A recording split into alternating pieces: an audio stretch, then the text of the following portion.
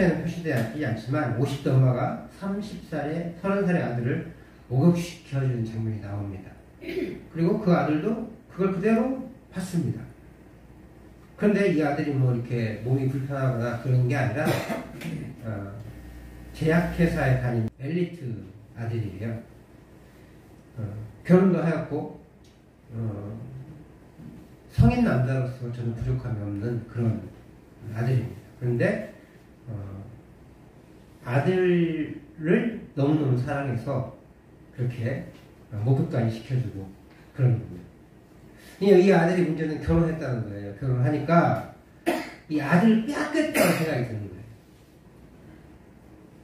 그래서 며느리에게 가혹행위를 하는데 계단에서 밀어버려요. 며느리가 계단에 떨어지잖아요. 심지어 며느리를 욕조에 담아놓고 물고문을 해요. 뭐 그런 것. 근데 이 여인도 20대 후반의 여인일 거고 어머니는 50대인데 그 20대 여자를 이 어머니가 이겨먹어요. 그러니까 그 정도로 막 그 시기심이 불타니까 물불을 안 가리는 거예요. 참고 참다가 안 되니까 생명의 위협을 느끼잖아요. 물고문까지 당했으니까. 그러니까 며느리가 아들에게 죽고 싶지 않다나 이 집을 나가야겠다. 나가버렸습니다.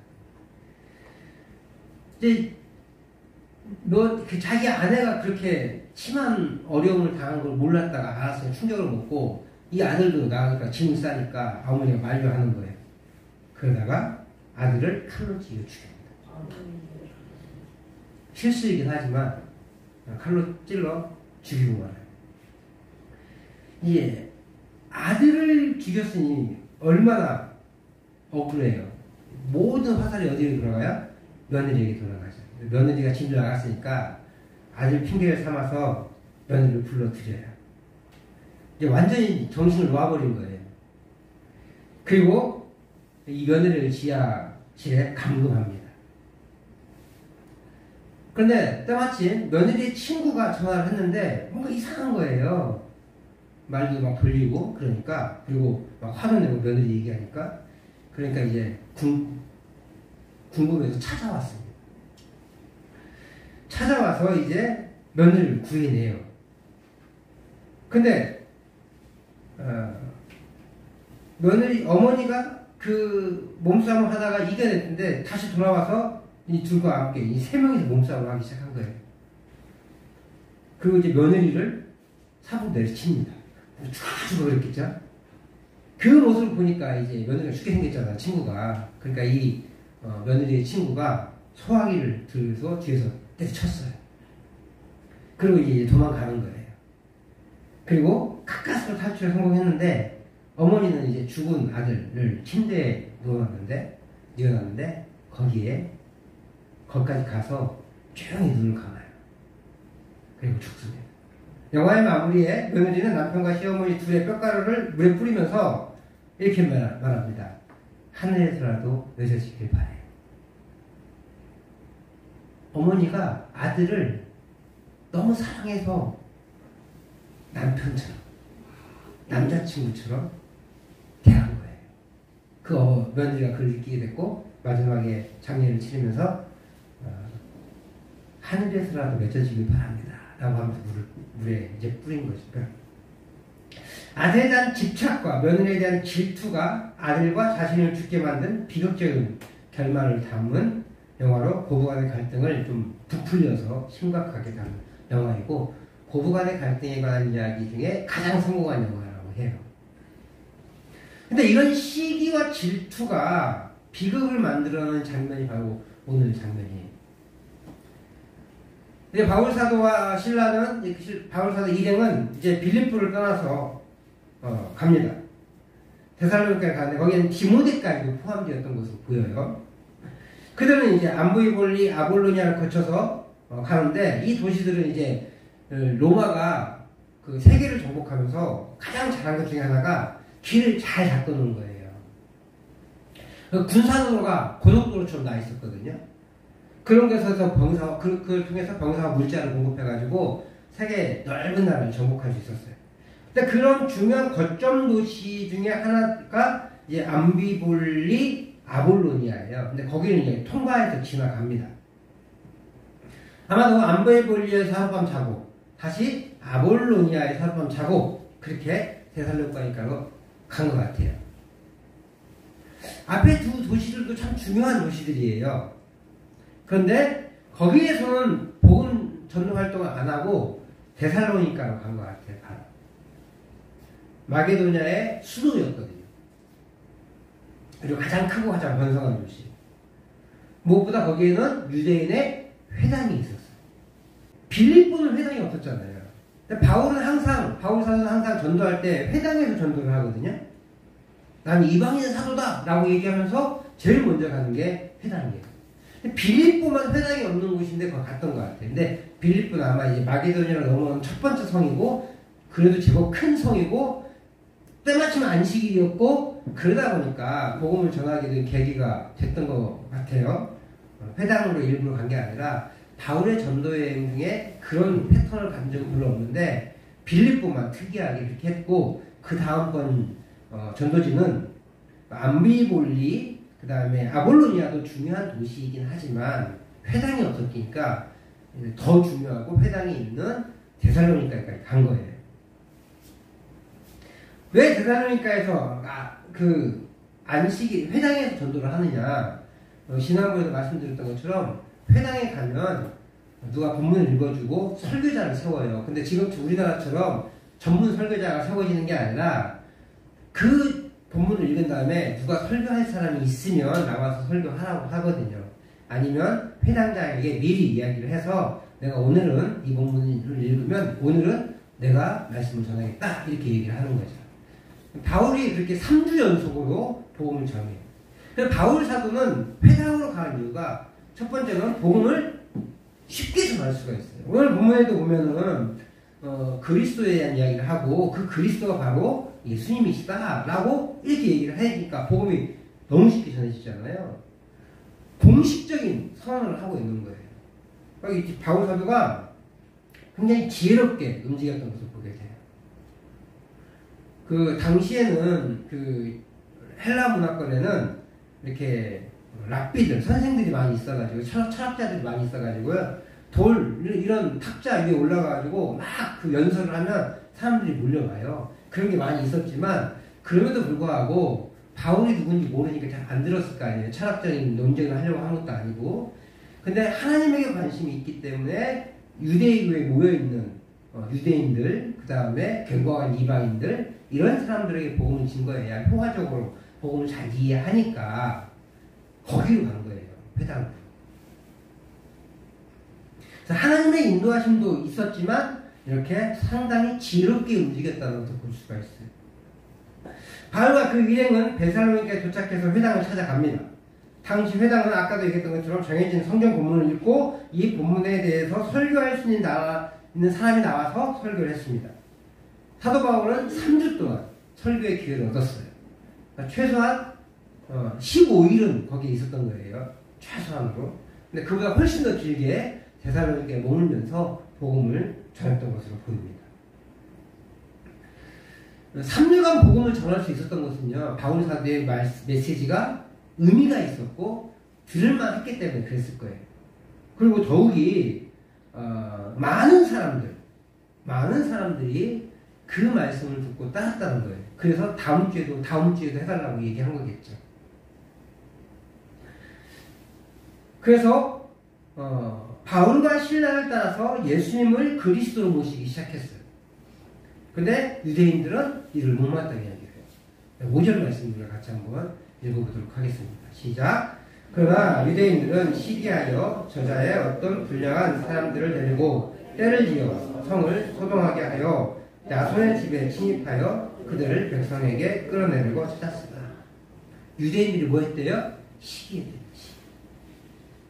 그래서 저작, 즉 그 옛날 저작거리 이렇게 표현하잖아요. 시장의 불량배들, 요즘 말로 표현하면 조제품육배들, 깡패들을 데리고 와가지고 막 난동을 부린 거예요. 사람들이 겁먹잖아요. 그래서 이제 야손의 집에 가는 거죠. 그러니까 뭐 사람들이 어떻게 할 수가 없어요. 그냥 따라가야지. 안 그러면 맞으니까. 폭행당하니까 그 백성을 그들이 따라가는 거예요. 그리고 그 사람들을 바울과 실라와 디모데를 데려와서 소위 말하는 인민재판을, 대성재판을 하려고 한 거죠. 그들은 시기심에 불타올랐어요. 그래서 이 바울 일행을 처단하려고 합니다. 제가 이것을 유대인 입장에서 생각해 보니까 그럴만도 할 것 같아요. 유대인 입장에서는 이렇게 이유가 있어요. 신천지라는 이단 있잖아요. 신천지라는 이단이 교회를 전복시키는 주요 방법 중에 하나가, 조작 중에 하나가 산 옮기기 전략이 있어요. 뭐냐면 우리 같이 작은 교회들 있잖아요. 그리고 서울 보시는 개척교회들이 많이 있잖아요. 개척교회에 가서 막 이렇게 열심히 있는 사람 2명, 3명 모여요. 열심히 합니다. 그래서 사람들을 이렇게 자기 편으로 만들어요. 그런 다음에 담임 목사님이 이간질하기 시작하는 거예요. 그러다 보면 담임 목사님 안 좋은 점만 막 보이잖아요. 그래가지고 담임 목사님을 쫓아내요. 이 사람들이 주동이 돼서. 참고로 어디까지 가냐면 이 새로 들어온 사람들이 장로가 될 때까지, 거의 그 중에 한 사람 장로가 될 때까지, 그리고 장로의 당회에 들어갈 수 있을 때까지 그렇게 10년 전까지도 심지어 그렇게 그 교회에서 열심히 섬깁니다. 사람들이 신임을 많이 얻죠. 어떤 교회는 30년을 했대요. 그래서 이단 전문가가 저 사람 신천지입니다 라고 지목해줬는데 아무도 그걸 믿지 않아요. 30년이나 했으니 어떻게 믿겠어요. 그래서 담임 목사님의 험을 잡아서 쫓아냅니다. 그리고 나서 자기네 목회자를 데려오는 거예요. 그래서 신천지 교회로 만들어요. 그걸 산 옮기기 작전이라고 해요. 근데 그렇게 이단이 판치면서 나를 쫓아내려고 할 때 내 마음에 위기감을 느끼면 제가 어떻게 되겠어요? 그 사람은 시기 아니겠냐고요. 어떤 그런 위기를 받았을 거예요. 왜냐하면 이 바울과 실라가 전하는 예수는 어떻게 보면 유대교의 이단과 같잖아요. 그래서 좀 시기심이 나지 않았을까라는 생각을 하게 돼요. 이런 것도 있어요. 구약시대에 사울왕이 다윗을 시기하죠. 왜요? 인기가 그쪽으로 사람 백성의 마음이 다윗에게 쏠리는 걸 보면서 시기심이 나잖아요. 그래서 10수년간 다윗을 죽이려고 애를 씁니다. 그래서 결국은 사울은 미치광이의 삶을 살아가다가 마감하잖아요. 지금 유대인들은요, 많은 사람, 그것도 돈 많은 헬라인과 고관의 부인들, 이런 사람들은 그 회당의 경제적인 책임을 지는 사람이잖아요. 그런 사람들이 이제 바울과 실라로 넘어가니까 시기심이 났으니 분명해야 할 것 같아요. 바울이 따르는 예수는 이단과 같기 때문에 그랬을 거라는 거예요. 그래서 그들이 움직입니다. 저자의 불량한 사람들을 데리고 왔어요. 그리고 이 사람들을 데리고 사람들을 선동해서 야손의 집을 급습합니다.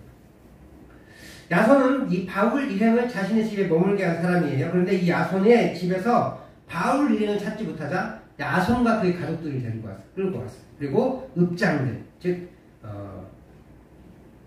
그 치안판사, 빌립보에서는 그 사람들을 이제 상관이라고 표현했는데 여기서는 읍장이라고 표현했어요. 아마 읍장은 치안판사들을 얘기하는데 거기는 마을에 한 명만 있는 게 아니라 한 5명 정도의 치안판사들이 있어서 그들이 이 치안을 담당하기도 했다고 합니다.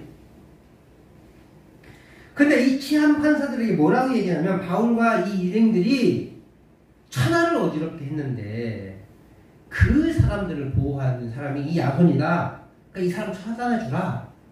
근데 바울 일행은 가이사의 명령, 즉 로마 황제의 명령을 거역하면서 다른 임금, 즉 예수라는 사람을 다른 임금이라고 하더라.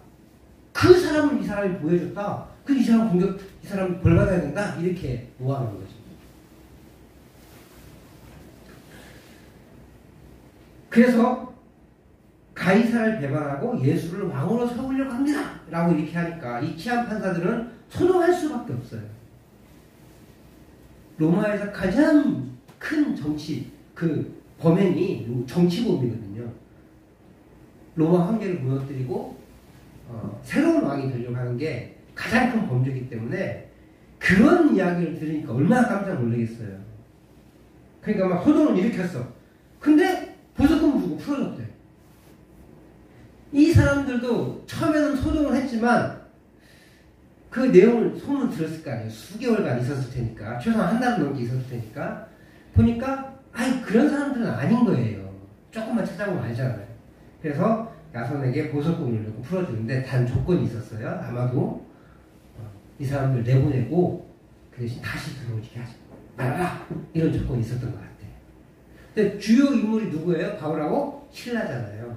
그래서 아마도 디모데는 여기 남아서 계속 있었고 나중에 데살로니가 교회에 바울이 모르니까 디모데를 다시 보내기도 하고 그랬던 것 같아요.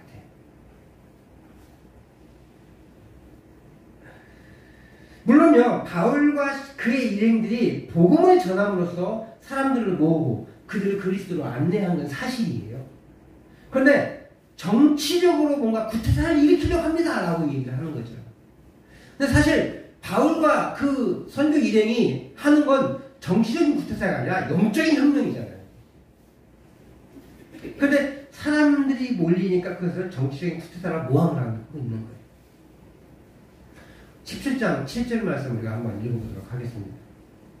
시작. 야손이 그들을 맞아들였도다. 이 사람들이 다 가이사의 명을 거역하여 말하되 다른 임금 곧 예수라는 이가 있다.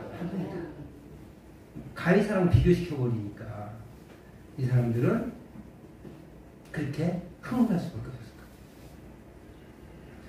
근데 있잖아요. 바울과 실라가 임금이라고 얘기하지 않았어요. 이건 오해예요. 오해. 성경을 잘못 알고 있는. 다른 임금 곧 예수라는 말은 앞서 바울이 복음을 전할 때 그리스도라는 표현을 자기 나름대로 해석한 거예요. 유대인들은 메시아, 즉 그리스도를 다윗과 같은 왕이라고 여겼어요. 뭐 그렇게 구약에 분명히 예언했으니까. 그래서 이스라엘을 로마로부터 해방시켜줄 거라고 믿은 거예요. 요게 문제예요. 그런데 바울과 그의 일행이 그리스도가 예수님이라고 말하니까 그것을 꼬투리 삼을 수밖에 없죠. 다른 임금을 전한다 라고 얘기하는 거죠. 사실 진짜 그리스도인은 좋은 거잖아요. 근데 마음의 시기심이 일어나니까, 그리고 예수가 다윗과 같은 임금이 될 수가 없어요. 로마를 구하지 못하고 죽었으니까. 그러니까 그 거짓말을 이 사람들은 거짓말장이고 이 로마 정부를, 로마 사회를 전복시키려고 하는 사람들이다 라고 이제 모함을 하면서 신고를 한 거죠.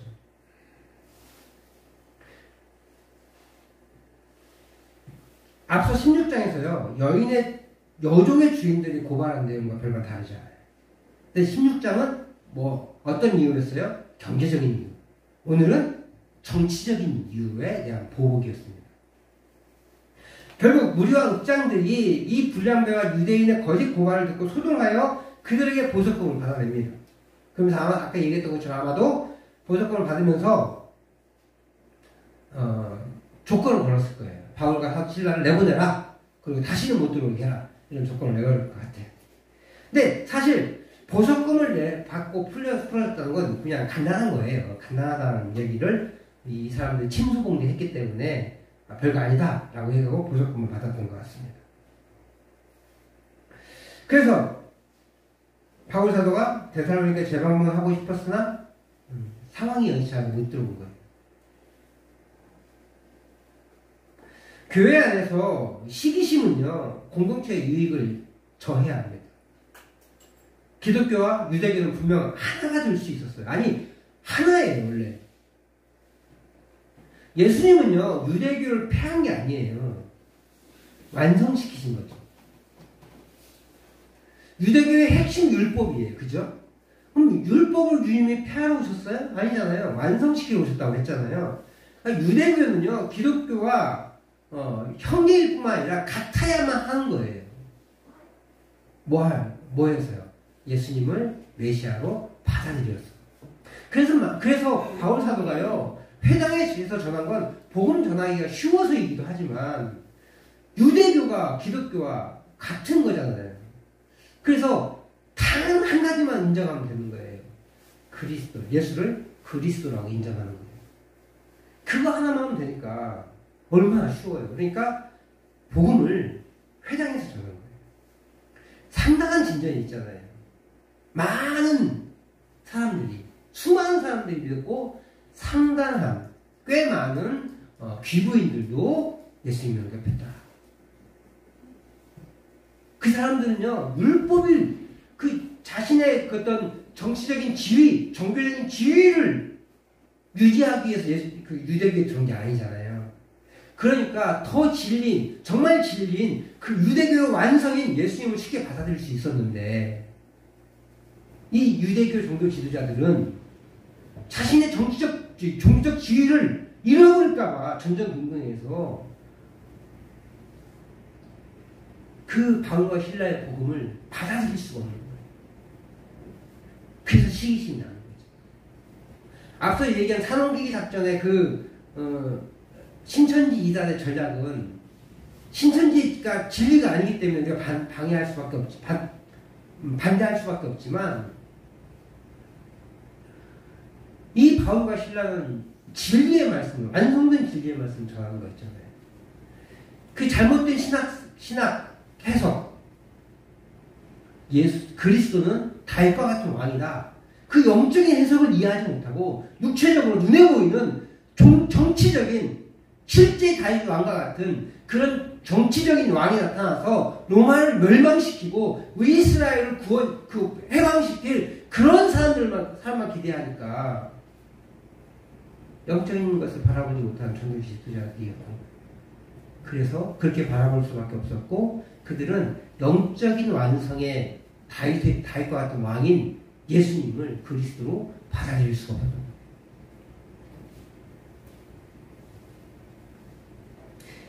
그러니까 있잖아요. 바울사가 회당의 복음을 전학한 이유는 있잖아요. 복음을 전할 기회를 얻기 쉬운 것도 있었지만 복음이 거기서 출발했기 때문에 그래요.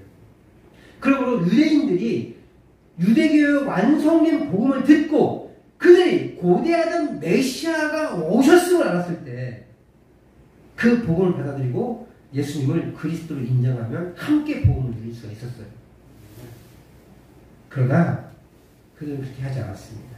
왜냐하면 그들의 마음에 시기심이 있었어요. 그 시기심은 뭐에서 나타나냐면 잘못된 성경 해석에서 나타나요.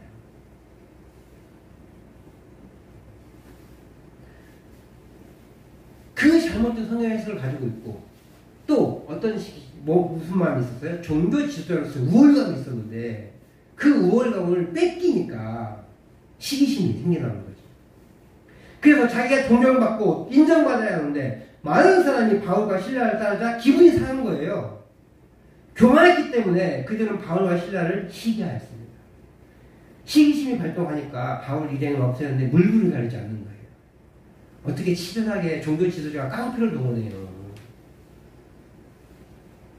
가끔 정치하시는 목사님들이 정치 깡패 데려오시는 일이 이 교단에 있더라고요. 얼마나 창피한지 몰라요.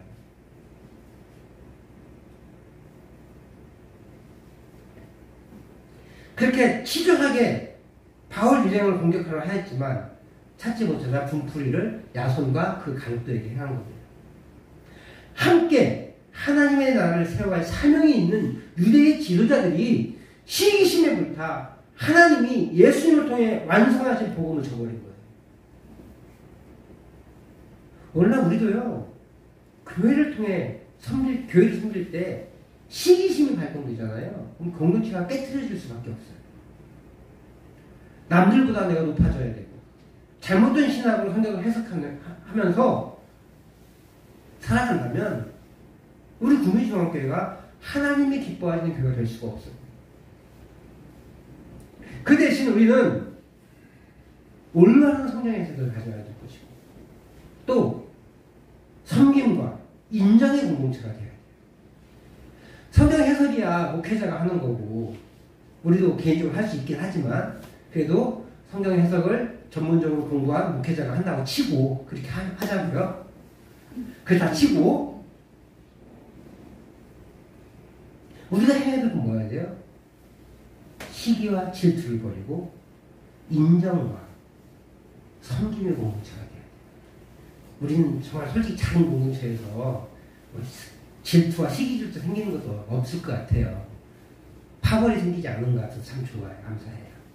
근데 그 안에도 그래도 불구하고 약간의 시기심이 솔직히 있긴 하잖아요.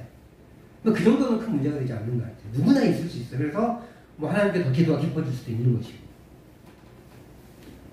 그러면서 주의할 것은 서로 존중하는 일이에요.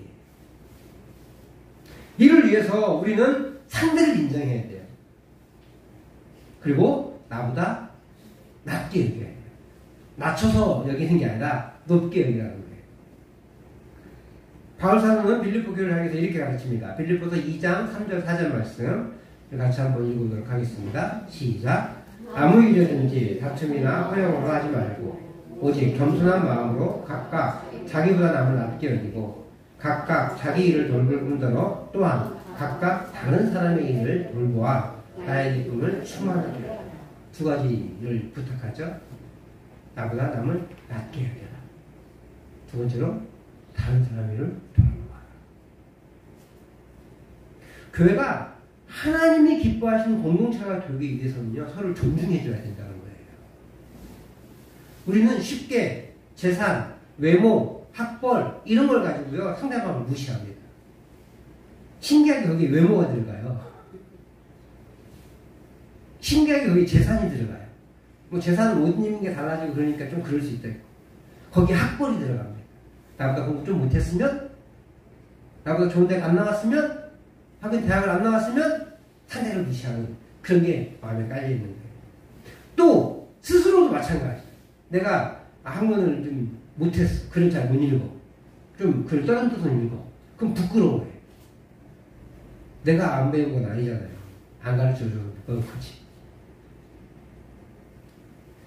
근데 그런 마음이 공동체가 있으면 안 된다는 거예요.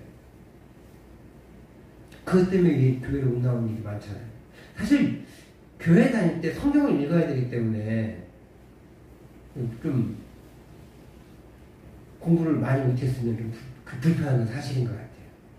특별히 우리 교회는 묵상 하자고 막 계속 외치니까 묵상을 읽기도 힘든데 이걸 또 어떻게 내 마음에 적용시키고 막 이런 어려움이 있을 수 있잖아요.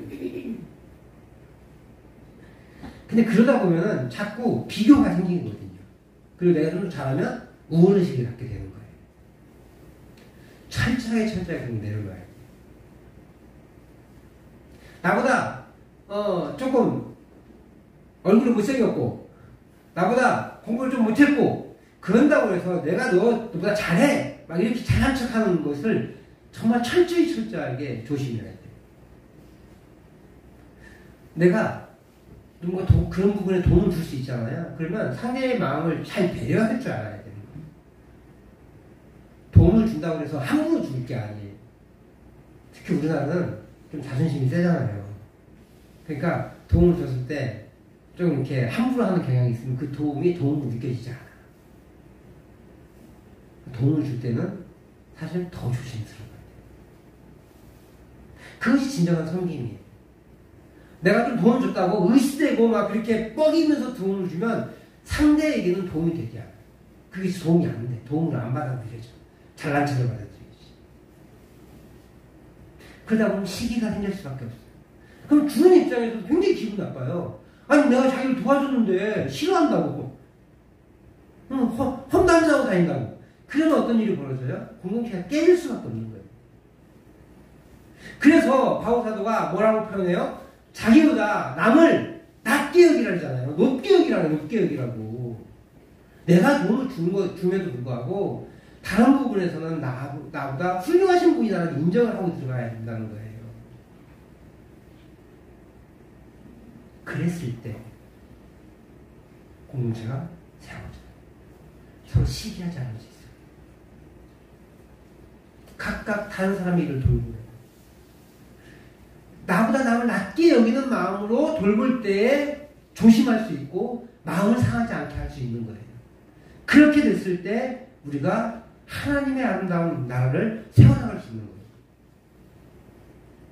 사랑하는 성도 여러분, 오늘 우리가 하나님의 나라를 살아감에 있어 나만을 위해 살아가는 것이 아니라 또 나의 우월감을 가지고 살아가는 것이 아니라 서로를 위한 삶이 되기를 소망합니다. 내 욕심대로 내 잘난대로 살아가는 것이 아니라 나보다 남을 낮게 여기고 높게 여기고 그 사람의 일을 돌봐주는 것. 그런 삶이 되기를 소망합니다. 시기심으로 남을 헐뜯고 비방하고 넘어뜨는 것이 아니라 걱정해주고 세워주고 인정해주고 존중해주고 그렇게 함으로 우리가 하나님 나라를 온전히 세워나갈 수 있기를 다시 한번 주의 이름으로 축복합니다.